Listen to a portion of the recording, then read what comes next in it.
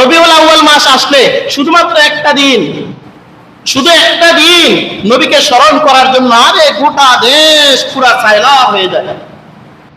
অথচ এমন অসংখ্য মানুষকে চোখের সামনে দেখলাম যে গোটা সপ্তাহটা গেল একটা ওয়াক্ত নামাজ পড়লো না, সেও 12 রবিউল আউয়ালের আসার কারণে ও মা গাড়ির মধ্যে উঠে সেও নবীর এসকে ঠেলা, সেও গান টান দেবে। আশিকে রাসূল কাকে বলে? যে জীবনের প্রত্যেকটা ক্ষেত্রে, প্রত্যেকটা সেক্টরে, প্রত্যেকটা অংশে আল্লাহর নবী সাল্লাল্লাহু আলাইহি ওয়াসাল্লামকে অনুসরণ করে সেই তো আশিকে রাসূল। আর যার কোনো নামাজ রোজার কোনো খবর নাই, সে সপ্তাহে একদিন আইসা, বছরে সপ্তাহে না বছরে একদিন আইসা সে বলে আমি আশিকে রাসূল। এগুলা মূলত আশিকে রাসূল না, মূলত হচ্ছে আশিকে কিশোরী, আশিকে জিলাপি। ওই একদিন খাওয়া দাওয়া করবে একটু ভালো করে, তার একটা ব্যবস্থা হচ্ছে 12 রবিউল আউয়াল। মা আরসালনাকা ইল্লা রাহমাতাল লিল আলামিন। নবী হে, আপনাকে আমি গোটা সৃষ্টি জগতের জন্য রহমত স্বরূপ প্রেরণ করেছি। শুধু মুসলমানদের জন্য নয়, শুধু পৃথিবীর জন্য নয়, বরং সমস্ত সৃষ্টি জগতের জন্য আমি আল্লাহ আপনাকে রহমত হিসাবে প্রেরণ করছি। কেমন রাসূল আমরা পাইলাম, যেই রাসূল আমাদেরকে ছাড়া জান্নাতে যাবেন না, যেই রাসূল সর্বপ্রথম আমাদের জন্য সুপারিশ করবেন, এমন রাসূল আমরা পাইলাম। আল্লাহ রাসূল সাল্লাল্লাহু আলাইহি ওয়াসাল্লাম বলেন, আনা সাইয়্যিদু ওয়ালাদি আদম ইয়াউমাল কিয়ামাহ। আল্লাহর হাবিব সাল্লাল্লাহু আলাইহি ওয়াসাল্লাম বলেন, কিয়ামতের ময়দানে আমি সমস্ত মানুষদের সরদার হব, সকল মানুষদের সরদার আমি হব। যেরকম ভাবে দুনিয়াতে সব মানুষের সরদার যেরকম আমি, কিয়ামতের ময়দানে, হাসরের ময়দানেও সমস্ত নবীরা উপস্থিত থাকবে। ওই নবীরা উপস্থিত থাকা অবস্থায় আল্লাহর নবী বলেন, আনা সাইয়্যিদু ওয়ালাদি আদম ইয়াউমাল কিয়ামাহ। কিয়ামতের ময়দানে আমি নবী সর্বশ্রেষ্ঠ এবং সবার ঊর্ধ্বেই থাকব। ওয়া আউয়ালু মান ইয়ানশাক্কু আনহুল কবর। আর হাসরের ময়দানে কিয়ামতের পরে সর্বপ্রথম আমার কবরটাকে, আমি কবর থেকে উঠব। কিয়ামতের পর যখন আল্লাহ মানুষদেরকে উঠাইবেন, তখন সর্বপ্রথম আল্লাহ আমাকেই উঠাবেন। ওয়া আউয়ালু শাফিঈন। রাসূলুল্লাহ সাল্লাল্লাহু আলাইহি ওয়াসাল্লাম বলেন, কিয়ামতের ময়দানে আমি সর্বপ্রথম সুপারিশ করব। কিয়ামতের ময়দানে যখন মানুষগুলা হাসরের ময়দানে যখন পাগল পারা হয়ে যাবে, যখন সূর্যটা মাথার নিকটে চলে আসবে, মাটির নিচটা যখন তামার হয়ে যাবে, মানুষের মগজগুলা যখন টকবক টকবক করে ফুটতে থাকবে, ওই কঠিন মুহূর্তে হাসরের মানুষগুলা তারা প্রথমে দৌড়ে যাবে হযরত আদম আলাইহিস সালামের কাছে। আদম আলাইহিস সালামের কাছে গিয়ে বলবে, ও বাবা, আপনি আজকে আমাদের জন্য আল্লাহর কাছে একটু সুপারিশ করেন, আল্লাহর কাছে আপনি আমাদের জন্য একটু সুপারিশ করেন, যেন আল্লাহ রাব্বুল আলামিন বিচারের কাজটা যেন তিনি শুরু করে দেন।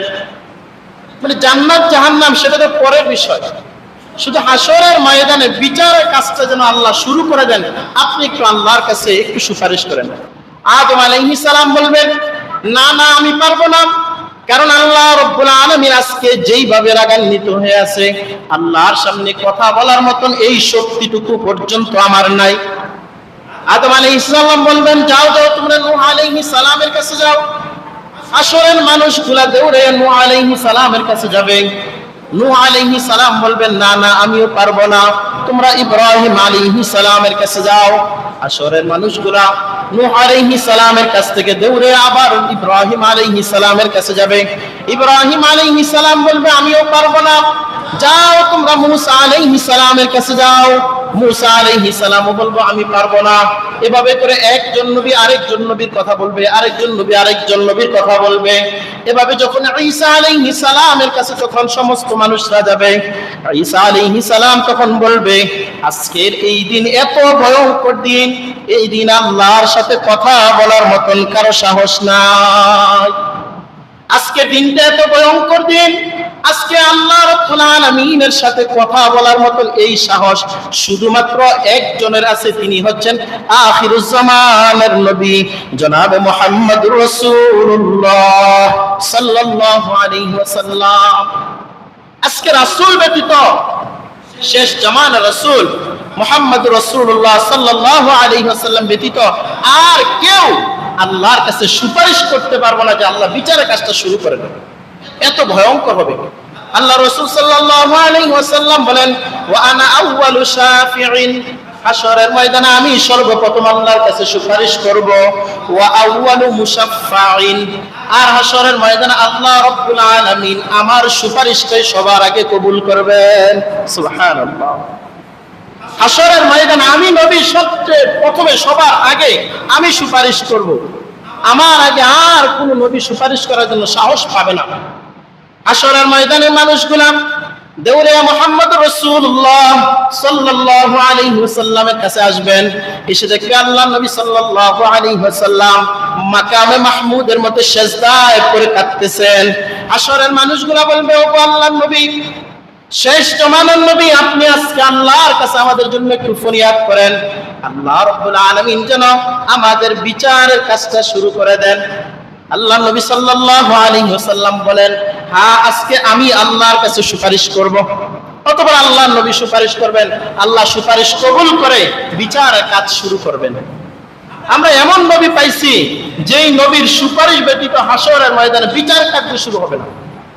আমরা এমন নবী পাইছি যেই নবী জান্নাতে প্রবেশ করার আগে অন্য কোন নবীর উম্মত, অন্য কোন নবী জান্নাতের মধ্যে প্রবেশ করতে পারবে না।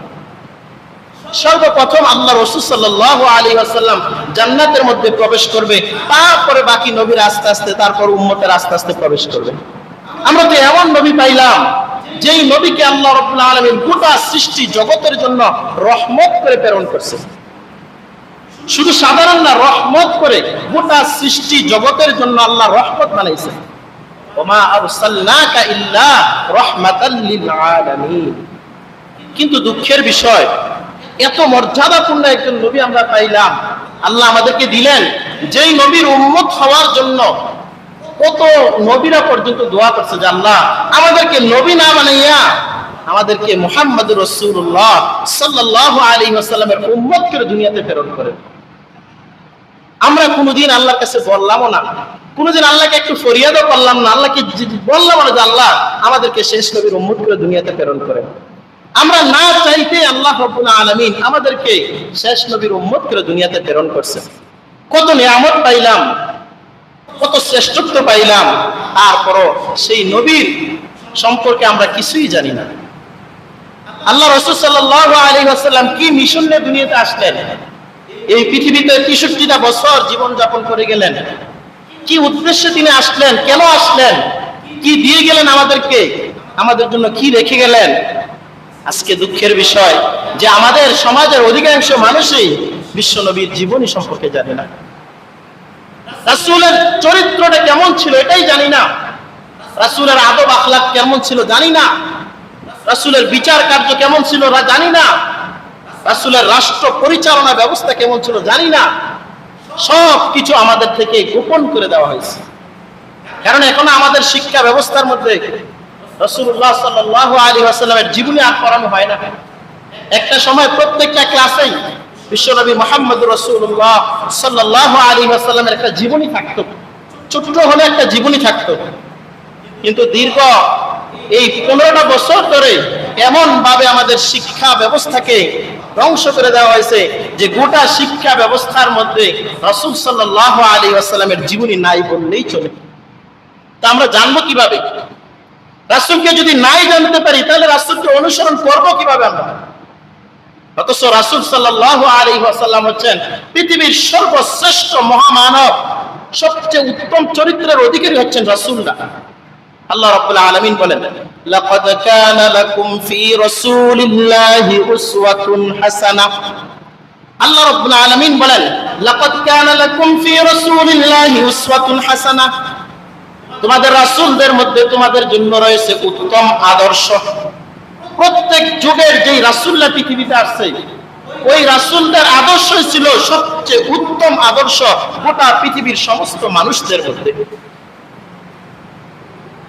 আর আমাদের নবীর কথা যখন আল্লাহ রাব্বুল আলামিন বলতে গেলেন, তখন আল্লাহ রাব্বুল আলামিন তখন আরেকটু আপডেট করে আল্লাহ বললেন, ইন্নাকা লাআলা খুলুকিন আযীম।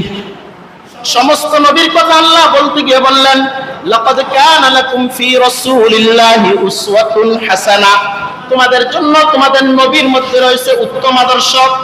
আর আমাদের নবীর কথা যখন আল্লাহ বলতে গেলেন, আল্লাহ রাব্বুল আলামিন বলেন যে তোমাদের নবী হচ্ছে এমন নবী, যেই নবীর চরিত্রটা হচ্ছে একেবারে সবচেয়ে উত্তম। নবীর চরিত্রের চাইতে এত উত্তম আর কারো কোনো চরিত্রই নাই। এত উত্তম চরিত্র আল্লাহ দুনিয়াতে প্রেরণ করলেন। তো সেই নবীকে আমরা পাইলাম, কিন্তু সেই নবীকে পাওয়ার পর আমরা মর্যাদা দিতে পারি না। অথচ আল্লাহ রাব্বুল আলামিন বিশ্ব নবী মুহাম্মদ রাসূলুল্লাহ সাল্লাল্লাহু আলাইহি ওয়াসাল্লামকে একবারের জন্য নাম ধরে সম্বোধন করলেন না। অথচ আল্লাহ রাব্বুল আলামিন যখন অন্যান্য নবীদের নাম নিয়েছেন, নবীদের নাম সহ আল্লাহ ডাক দিয়েছেন। যেমন আদম আলাইহিস সালামকে আল্লাহ ডাক দিয়েছেন, ইয়া আদম উসকুন আনতা ওয়া যাওজুকাল জান্নাহ। আদম আলাইহিস সালামের নাম ধরে আল্লাহ বলতেছেন, ইয়া আদম, হে আদম, উসকুন আনতা ওয়া যাওজুকাল জান্নাহ, তুমি এবং তোমার স্ত্রী জান্নাতের মধ্যে বসবাস করো। আবার নূহ আলাইহিস সালামের কথা যখন আল্লাহ বলতে গেলেন, আল্লাহ বলেন, ইয়া নূহ ইন্নাহু লাইসা মিন আহলিকা। সেখানেও নূহ আলাইহিস সালামকে আল্লাহ সম্বোধন করতেছেন, হে নূহ, এটা তোমার পরিবার না, তোমার ছেলেটা তোমার পরিবারের অন্তর্ভুক্ত না।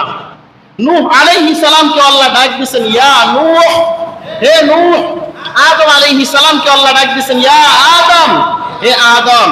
আবার যখন ইব্রাহিম আলাইহিস সালামকে আল্লাহ ডাক দিয়েছেন, তখন আল্লাহ রাব্বুল আলামিন এভাবে ডাক দিয়েছেন, ওয়া নাদাইনাহু আইয়া ইব্রাহিম।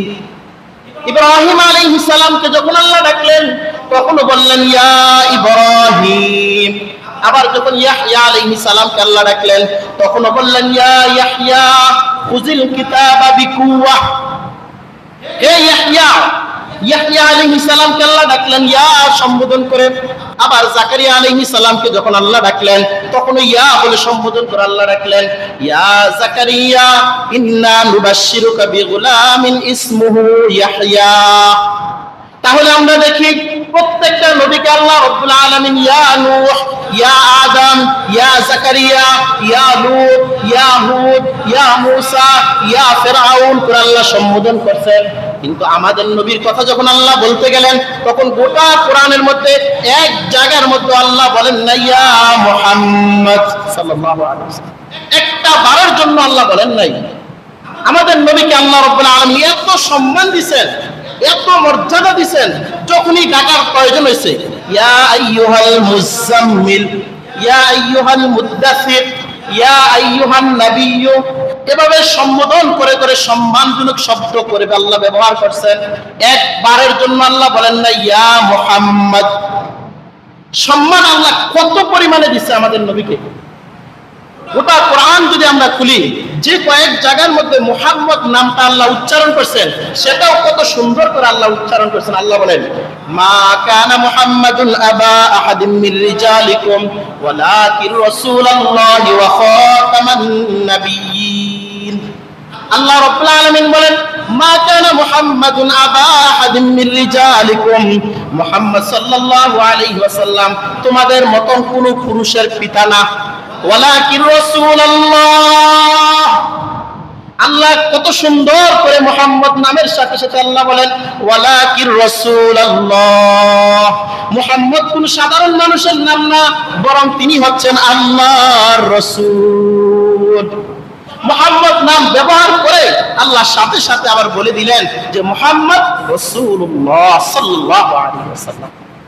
এত মর্যাদা দিলেন আল্লাহ রাব্বুল আলামিন, এত সম্মান দিলেন আল্লাহ রাব্বুল আলামিন। বলেন ওয়া রাফা'না লাকা যিকরা, হে নবী আপনার মর্যাদা, আপনার শ্রেষ্ঠত্ব, আপনার সম্মান আমি বুলন্দিত করেছি, সুউচ্চ করে দিয়েছি। কিভাবে?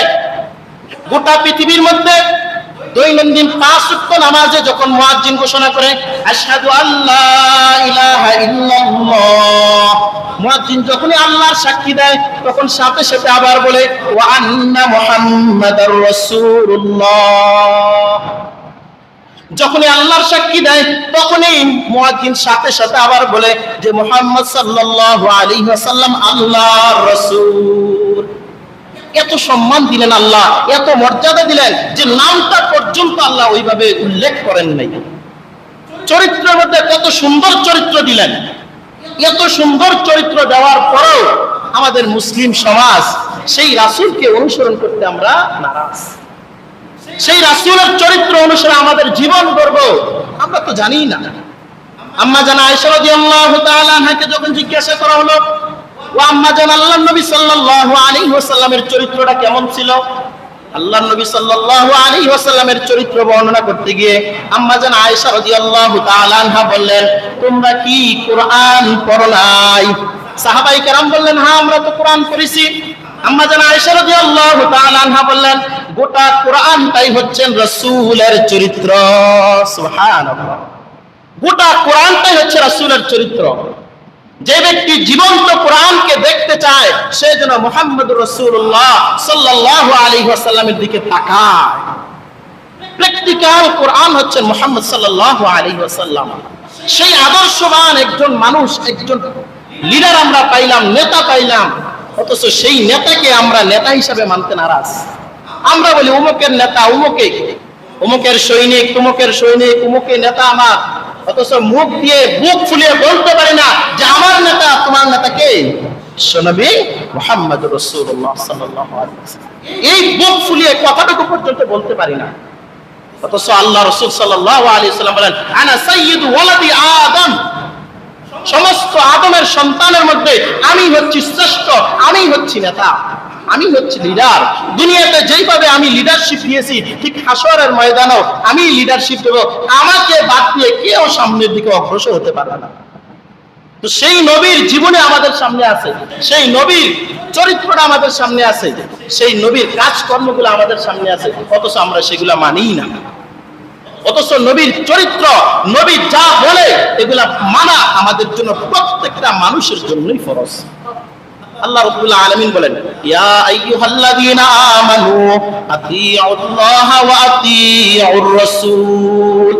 আল্লাহ রাব্বুল আলামিন বলেন, হে ঈমানদারগণ, আতিউল্লাহ ওয়া আতিউর রাসূল, তোমরা আল্লাহর আনুগত্য করো, আল্লাহর রাসূলের আনুগত্য করো। যেখানে আল্লাহর আনুগত্যের কথা বলছেন সাথে সাথে আবার বলছেন ওয়া আতিউর রাসূল। আল্লাহর আনুগত্যের সাথে সাথে, আল্লাহর হুকুম মানার সাথে সাথে রাসূল সাল্লাল্লাহু আলাইহি ওয়াসাল্লামের আদেশ মানতে হবে। এটা ফরজ, না মানলে তার ঈমান থাকবে না। আল্লাহ রাব্বুল আলামিন বলেন, মা আতাকুমুর রাসূলু ফাখুযুহু ওয়া মা নাহাকুম আনহু ফান্তাহু। আল্লাহ রাব্বুল আলামিন বলেন, মা আতাকুমুর রাসূলু, তোমাদের রাসূল তোমাদের জন্য না যা নিয়ে এসেছে, ফাখুযুহু, সেগুলোকে তোমরা গ্রহণ করো, ওয়া মা নাহাকুম আনহু ফান্তাহু, আর যেই কাজগুলো থেকে তোমাদেরকে বিরত থাকতে বলে সেগুলো থেকে তোমরা বিরত থাকো। যেই কাজ রাসূল করতে বলেন এগুলো করতে হবে, যেগুলো রাসূল নিষেধ করেন এগুলো থেকে বিরত থাকতে হবে। কারণ রাসূলুল্লাহ সাল্লাল্লাহু আলাইহি ওয়াসাল্লাম নিজের মন থেকে একটা কথাও আল্লাহ রাসূল বানাইয়া বলেন নাই। দ্বীনের নামে একটা কথাও রাসূল বানাইয়া বলেন নাই যে এটা আমার পক্ষ থেকে আমি ইসলাম বলে চালাই দিছি। বরং আল্লাহ রাব্বুল আলামিন যা ওহী করছেন সেগুলাই রাসূল পেশ করছেন। আল্লাহ রাব্বুল আলামিন বলেন, ওয়া মা ইয়ানতিকু আনিল হাওয়া ইন হুয়া ইল্লা ওয়াহয়ু ইউহা। আল্লাহ রাব্বুল আলামিন স্পষ্ট করে জানিয়ে দিচ্ছেন, ওয়া মা ইয়ানতিকু আনিল হাওয়া, নবীজি নিজের মন গড়া মতন কোনো কথা বলতেন না। ইন হুয়া ইল্লা ওয়াহয়ু ইউহা, আল্লাহর নবী যখনই কোনো কথা বলতেন সেটা অবশ্যই ওহীর ভিত্তিতে বলতেন। এজন্য কোরআনকে বলা হয় ওহিয়ে মাতলু, অর্থাৎ সরাসরি কোরআনটা আল্লাহর পক্ষ থেকে, কোরআনের শব্দগুলো আল্লাহর পক্ষ থেকে অবতীর্ণ। আর হাদিসকে বলা হয় ওহিয়ে গায়রে মাতলু, অর্থাৎ শব্দটা রাসূলের কিন্তু মর্মার্থ, ভাবার্থ, তার মূল উদ্দেশ্যটা আল্লাহর পক্ষ থেকে নাযিলকৃত। এজন্য রাসূল নিজের মন গড়া কোনো কিছু বলেন নাই, সবকিছু ওহীর ভিত্তিতে বলেছেন। এজন্য রাসূলের আনুগত্য করা মানে আল্লাহর আনুগত্য করা। আল্লাহ রাব্বুল আলামিন বলেন, মাইয়ুতিউর রাসূলা ফাকাদ আতা আল্লাহ, মাইয়ুতিউর রাসূলা যে ব্যক্তি রাসূল সাল্লাল্লাহু আলাইহি ওয়াসাল্লামকে অনুসরণ করবে ফাকাদ আতা আল্লাহ, সে সরাসরি আল্লাহর আনুগত্য করলো। রাসূলের আনুগত্য বাদ দিয়ে কোন মানুষ যদি চেষ্টা করে যে আমার গোটা জিন্দেগি আমি বের করে দেব আল্লাহর অনুসরণ করার জন্য, আল্লাহর হুকুম মানার জন্য, তার গোটা জীবনটাই ব্যর্থ হয়ে যাবে, সে আল্লাহর অনুসরণ করতে পারবে না। কারণ রাসূলকে বাদ দিয়ে আল্লাহর অনুসরণ করা কারো পক্ষে সম্ভব না। কারণ আল্লাহর বিধিবিধানগুলো সবগুলা রাসূল সাল্লাল্লাহু আলাইহি ওয়াসাল্লামের মাধ্যম হয়ে আমাদের কাছে আসছে। এজন্য আল্লাহ রাসূল সাল্লাল্লাহু আলাইহি ওয়াসাল্লামকে ভালোবাসতে হবে, অন্তর থেকে মহব্বত করতে হবে, নিজের আদর্শ মানতে হবে। আমার ব্যক্তি জীবনের আদর্শ মুহাম্মদ সাল্লাল্লাহু আলাইহি ওয়াসাল্লাম, আমার সামাজিক জীবনের আদর্শ মুহাম্মদ সাল্লাল্লাহু আলাইহি ওয়াসাল্লাম, আমার রাষ্ট্রীয় জীবনের আদর্শ মুহাম্মদুর রাসূলুল্লাহ সাল্লাল্লাহু আলাইহি ওয়াসাল্লাম। কোন মানুষ যদি আদর্শবান মানুষ হতে চায় তাকে অবশ্যই মুহাম্মদ সাল্লাল্লাহু আলাইহি ওয়াসাল্লাম আদর্শ অনুসরণ করতে হবে।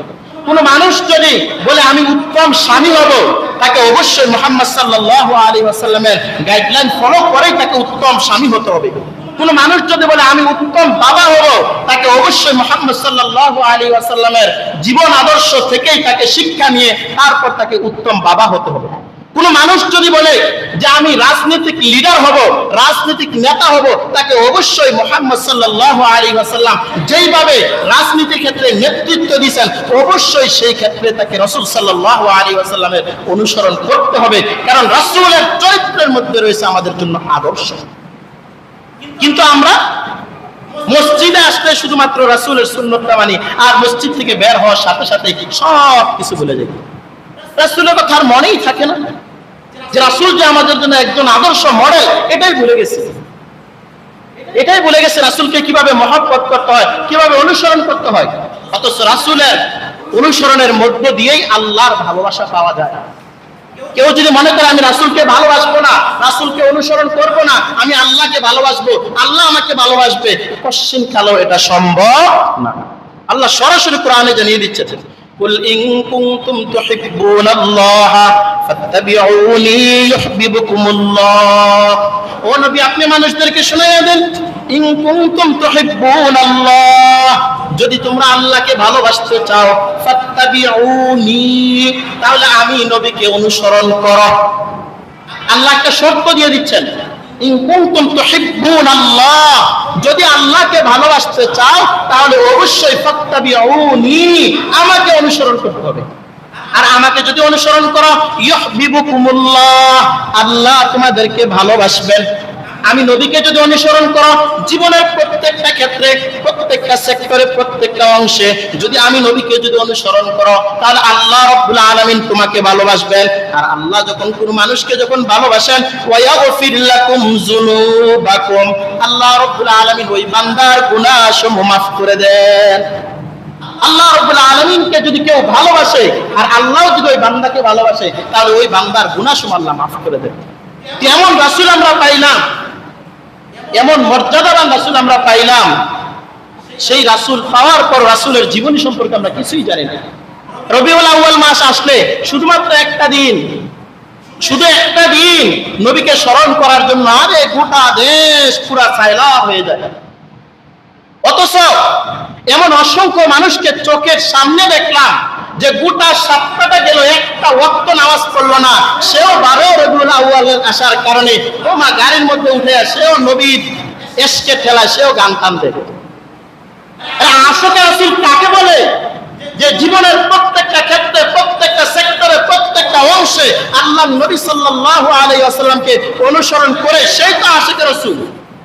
আর যার কোনো নামাজ রোজার কোনো খবর নাই, সে সপ্তাহে একদিন আইসা, বছরে সপ্তাহে না বছরে একদিন আইসা সে বলে আমি আশিকে রাসূল। এগুলা মূলত আশিকে রাসূল না, মূলত হচ্ছে আশিকে কিশোরী, আশিকে জিলাপি। ওই একদিন খাওয়া দাওয়া করবে একটু ভালো করে, তার একটা ব্যবস্থা হচ্ছে 12 রবিউল আউয়াল। অথচ ইতিহাসবিদরা আল্লামা ইবনে কাসির রাহমাতুল্লাহি আলাইহি তার বিখ্যাত গ্রন্থ আল বিদায়া ওয়ান নিহায়া, এই গ্রন্থের মধ্যে রাসূল সাল্লাল্লাহু আলাইহি ওয়াসাল্লামের জন্ম নিয়ে 8টা মতামত ব্যক্ত করছেন। একটা না, 8টা মতামত যে রাসূলের জন্ম তারিখটা কবে, এটা নিয়ে একটা বক্তব্য দেন না, 8টা মত উল্লেখ করছেন আল্লামা ইবনে কাসির রাহমাতুল্লাহি আলাইহি। কিন্তু আমরা ওই একটা দিনকে এমন ভাবে ধরছি যে এই দিনে রাসূল আসছে, বাস এই দিনে হালুয়া খাইতে হবে, মিষ্টি খাইতে হবে, সবকিছু খাইতে হবে। অথচ রাসূল কি করছেন? রাসূল জন্মদিনে প্রত্যেক সোমবারে রাসূল রোজা রাখতেন। রাসূল জন্মদিন পালন করছে এভাবে যে সাপ্তাহিক প্রত্যেক সোমবারে রোজা রাখছেন। রাসূলকে যখন জিজ্ঞাসা করা হলো, আল্লাহ রাসূল আপনি সোমবারে কেন রোজা রাখেন? রাসূল সাল্লাল্লাহু আলাইহি ওয়াসাল্লাম বলছিলেন যে উলিদতু ফিহি, আমি এই দিনে জন্মগ্রহণ করছি, আর এই দিনে জন্মগ্রহণ করার কারণে শুকরিয়া তার আমি এই দিন রোজা রাখি। আর আমরা কাজ হচ্ছে রোজা কে রাখবো তো পেট খালি হইব, না না খালি করুন যাবে না, কি করতে হবে? বাজারের মিষ্টি সব খালি করতে হবে, খিচুড়ি এগুলা খাইতে হবে। রাসূল জন্মদিন যদি পালন করেই থাকেন, সাপ্তাহিক ভাবে পালন করছেন, বাৎসরিক ভাবে না, রাসূল যদি জন্মদিন কিছু করেই থাকেন সেটা হচ্ছে রোজা রেখেছেন। আর আমরা কি করি? খাওয়া, আর কি শুধু খাওয়া, ওই একদিন, এই একটা দিনে। অথচ রাসূল সাল্লাল্লাহু আলাইহি ওয়াসাল্লাম রবিউল আউয়াল মাস আসলে প্রয়োজন ছিল প্রত্যেক দিন রাসূল সাল্লাল্লাহু আলাইহি ওয়াসাল্লাম জীবনের বিভিন্ন দিক নিয়ে আলোচনা করা।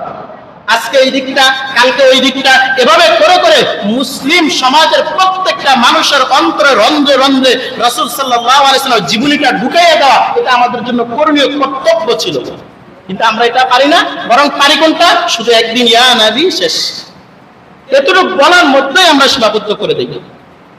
এজন্য রাসূল সাল্লাল্লাহু আলাইহি ওয়াসাল্লামের জীবনী নিয়ে, জীবনীটাকে বলা হয় সিরাত, আর জন্মটাকে বলা হয় মিলাদ। মিলাদুন নবী মানে হচ্ছে রাসূলের জন্ম, আর সিরাতুন নবী মানে হচ্ছে রাসূলের জীবন। আর আমাদের জন্য করণীয় কর্তব্য হচ্ছে রাসূলের সিরাত নিয়ে আলোচনা করা, রাসূলের জীবন নিয়ে আলোচনা করা, রাসূলের জীবন থেকে বের করে করে কোটি কোটি বিষয়গুলা বের করে সেগুলো আমল করা। এটা হচ্ছে আমাদের করণীয় কর্তব্য। কিন্তু আমরা ভুলে গেছি। আমাদের যুব সমাজ মাশাআল্লাহ আল্লাহ শেষ। রাসূলের জীবন সম্পর্কে যদি জিজ্ঞাসা করে যে রাসূলের যে 9 জন স্ত্রী জীবিত ছিল মৃত্যুর সময়, দুই একজনের নাম বলেন তো, শেষ। রাসূলের সন্তান কয়জন ছিল? শেষ, জানবেই তো না। কারণ এই বিষয়টা আমাদের জানার মতন কোনো মাধ্যমে আমরা রাখি নাই।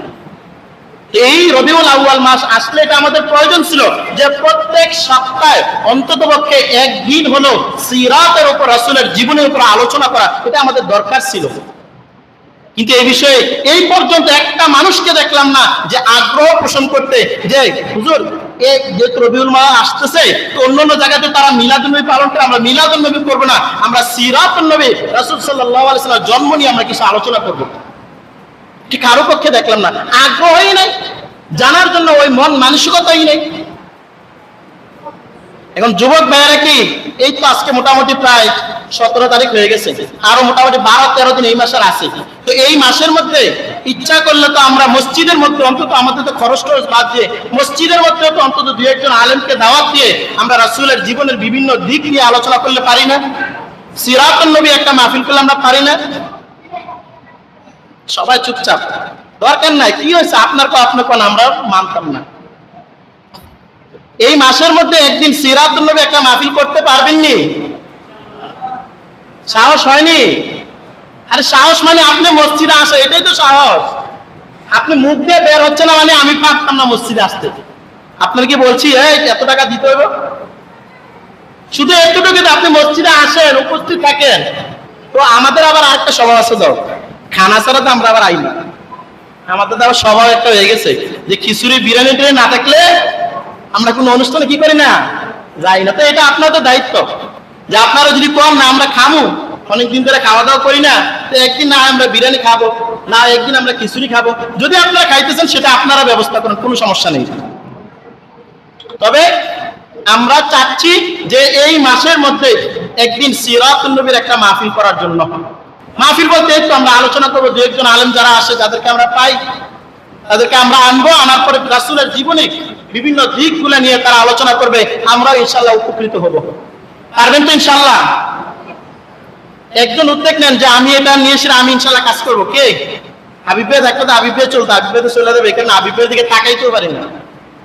আর কে আছে বলেন? কাইম ভাই, ইব্রাহিম ভাই, দুজনের উপর দায়িত্ব। আপনারা এটা ব্যবস্থা করবেন, কবে কত তারিখে কিভাবে এটা আপনারা ব্যবস্থা করবেন।